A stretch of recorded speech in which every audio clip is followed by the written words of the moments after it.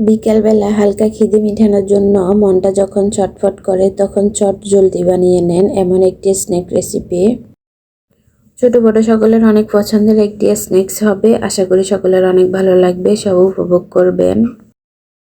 খুবই ডিলিশিয়াস একটি chicken bun recipe, আশা করি সকলের অনেক ভালো লাগবে।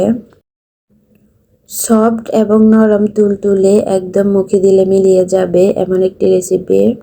হাই গাইস, আসসালামু আলাইকুম, welcome to my hero cooking house. So কথা না বাড়িয়ে চলুন মেন রেসিপিতে। এই রেসিপি তৈরি করার জন্য পরিমাণ মতো ময়দা এবং 2 স্পুনের মতো চিনি, 1 টিস্পুন ইস্ট নিয়েছি শুরুতে, 1 টিস্পুন বেকিং পাউডার আর 5 টিস্পুনের মতো মিল্ক পাউডার অ্যাড করে দিয়েছি।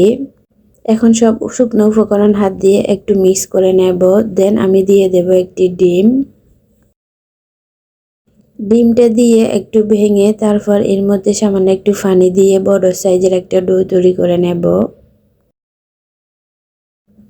এভাবে ডো তৈরি করে নিয়েছি। এখন আমি এটারে ঢেকে 2 ঘন্টার মতো রেস্টে রেখে দেব। 2 ঘন্টা পর এগুলো ফুলে একদম ডাবল হয়ে যাবে আর চেপে চেপে এভাবে বাতাসগুলা বের করে নিতে হবে।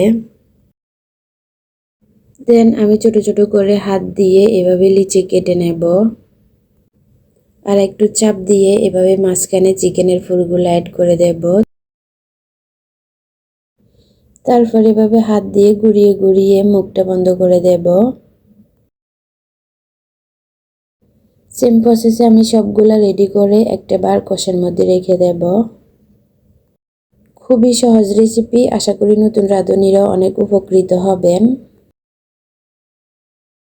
কড়াইতে তেল গরম করে গরম তেলে এভাবে 3-4টি বান অ্যাড করে দেব।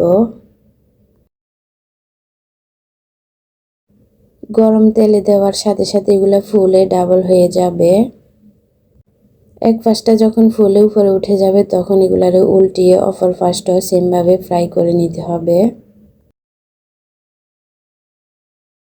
কালারগুলো যখন একটু লালচে হয়ে আসবে এই পর্যায়ে আমি তেল ঝরিয়ে নামিয়ে নেব। বিকেলবেলা চায়ের সাথে এমন একটি স্ন্যাক্স হলে আর কি লাগে। সো যারা ফুল ভিডিও দেখেছেন তাদেরকে অসংখ্য ধন্যবাদ। আর আমার রেসিপি কেমন লেগেছে অবশ্যই কমেন্ট করে জানিয়ে দিবেন। অবশ্যই ফলো এবং সাবস্ক্রাইব করে রাখবেন, এতে করে পরবর্তী নতুন রেসিপি সবার আগে আপনার কাছে পৌঁছে যাবে। আল্লাহ হাফেজ।